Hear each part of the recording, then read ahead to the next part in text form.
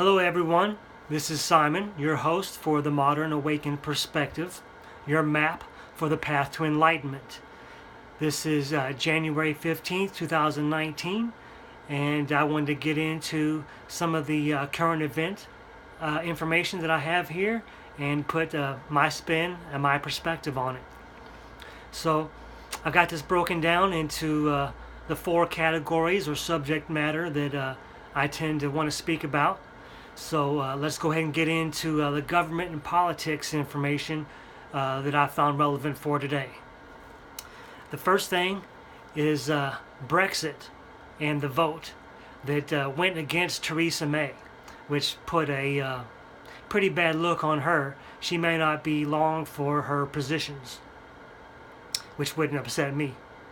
The vote was 432 to 202, which was pretty big statement made, if you know what I mean.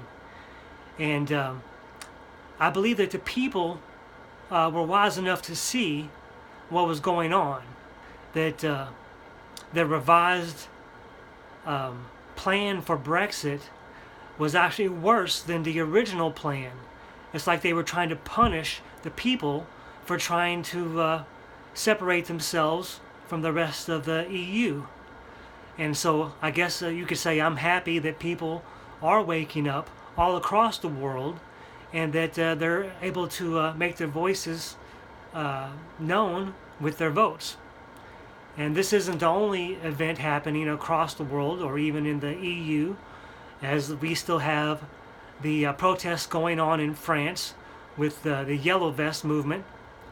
And I believe that they're planning, if not already doing, the bank run that they were planning on doing. That way they can vote with their money and do the bank runs and hopefully put some stress on the economy there, so that the powers that be, Macron and others there, can understand that people are no longer going to take the status quo and that significant changes need to be made. I'm all for that. If you've seen any of the reports here about the Yellow Vests, which you may not have because it's not something that's widely reported here in the United States, for some reason they are willing to talk about almost anything and everything, which is stuff that's really irrelevant, but something that's important like this there's almost no mention of. I guess they just don't want people to know that there are protests going on around the world, and they don't want to give us any incentive to kind of do the same thing. If you've seen some video about that, you may have seen where the people in France, the Yellow Vests, are chanting that they want Trump over there. So although there's all the hating going on here by the mainstream media trying to take Trump down, in other places across the world they wish they had someone like that to help save the day, you might say, to help not only make America great again, but maybe even make the world great again. Moving on, there's some news about Russia and them supposedly buying $10 billion worth of Bitcoin. Now, I cannot personally verify this information, but I've seen it suggested from multiple sources, and so generally where there's smoke, there's fire. I did a little bit of math to break that down, and at today's current prices, if they spent $10 billion on Bitcoin, then they'd end up with around 2.7 million Bitcoin in their HODL stash, and that's a lot of Bitcoin. And with a circulating supply of 17 million, I have to go look it up, but it's approximately 17 million out of a possible 21 million, and that's not counting the coins that have been lost due to people losing their private keys or sending coins to the wrong address, whatever. It's a big percentage of the overall coin total if they just acquired 2.7 million Bitcoin over the counter, and which obviously doesn't affect the coin market cap pricing. But there's a lot of over-the-counter business which isn't shown in the general, uh, amount of transactions that are going on that aren't maybe on the blockchain.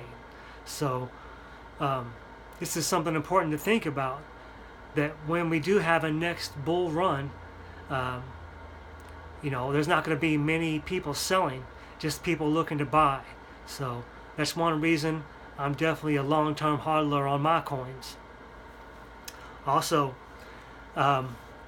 there was a cryptic tweet put out by James Comey that some are saying referred to the death of Supreme Court Justice Ruth Bader Ginsburg. And he put out a similar tweet that was decoded back when George H.W. Bush passed away, talking about his faithful old dog Benji or whatever. And, I'm not one to look too deep into these things and try to decode stuff that I don't want to reach for information. But again, where there's smoke, there's fire. And she hasn't been seen or heard from recently, and she had some severe complications. So I wouldn't be surprised if she's not in this world any longer, and they're doing everything they can to delay this truth coming out so that there won't be another conservative appointment like there was with Kavanaugh. You saw how much they fought that appointment because they know that that's going to take some power away from them, from the deep state, and keep them from having the numbers they need to keep their agendas being pushed. Also, there's supposedly a new migrant caravan forming heading this way to our southern border.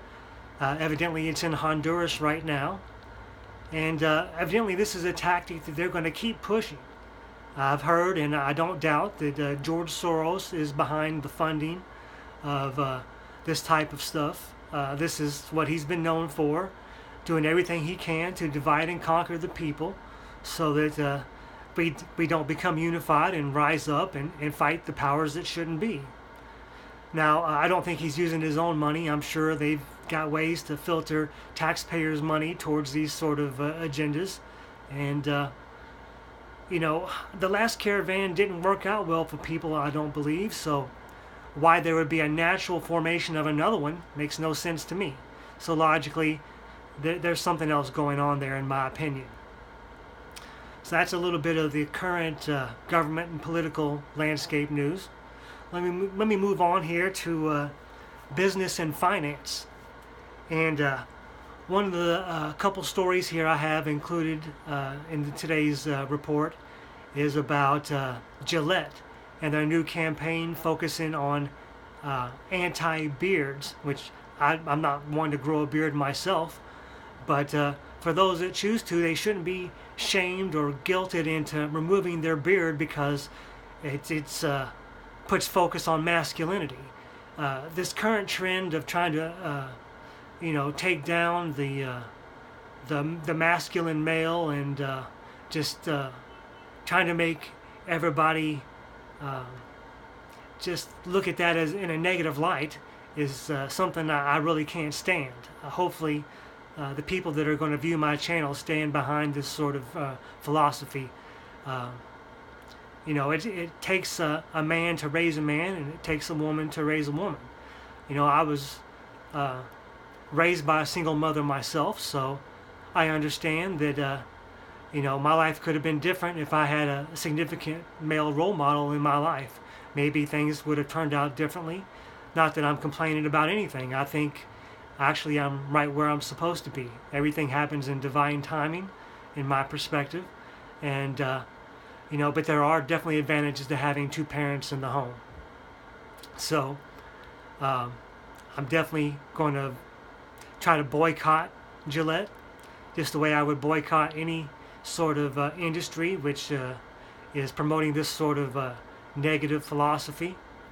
And hopefully those that can understand and look deeper at what's happening, maybe they can institute a boycott of them as well and vote with your money.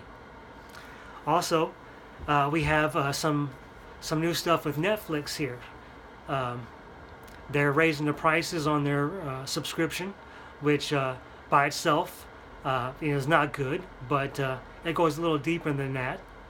I haven't been a big fan of Netflix since a lot of their content has been pushing an agenda of their own as well. And I would say one of the big stories coming out about them is the new movie Bird Box, starring Sandra Bullock. And from what I've seen from people who do break down the message, the underlying message in Bird Box, it doesn't seem like it's something I would be in favor of. I'm not going to get too deep into the conspiracies behind that. If that interests you and you haven't heard much about it, I'm sure you can dig deeper and decide for yourself. In fact, if this is something that you agree or don't agree with, I'd love to hear your comments. Please comment in the section below. And also, if you enjoy the content or if you hate it, either way, you may be wanting to see what my perspective is. So feel free to subscribe and like if you like the content, and hit the notification bell so you can get more updates when I release a new video. Moving on, I've got a little bit from the health and nutrition sector. And in my introduction to health and nutrition, I mentioned intermittent fasting and how it's benefited me. I wanted to dig a little deeper on that quickly and talk about basically I do one meal a day, but to get the real benefits of intermittent fasting, you need to go at least 12 hours. That's when the benefits really begin, and they ramp up significantly from that point on. Maybe you start with a 16 to 8 hour window, and then you can really get the benefits such as glycogen, insulin, testosterone, HGH, all those positive side effects. So that's something I'll talk about more here in the future, but I don't want this video to get too long. But I also wanted to address something that's coming out, a story here today about Trump serving fast food to the Clemson players that are visiting the White House. And he said this is something that some of their favorite foods probably. And that may be true, it may not be true, but for it to be such a big story seems pretty crazy to me. It shows the lengths that they're willing to go to try to make Trump look bad. They're willing to do anything, say anything, do anything to get him to be looked at negatively. And I think this is a ridiculous story. And there was a comment from Reggie Bush commenting on how they should be ashamed at what they served. And as we all know, Reggie Bush took benefits he shouldn't have taken during his time at USC. They even took away his Heisman Trophy. So he's not the best one to speak on a morality of the kind of food that they're serving players at the White House.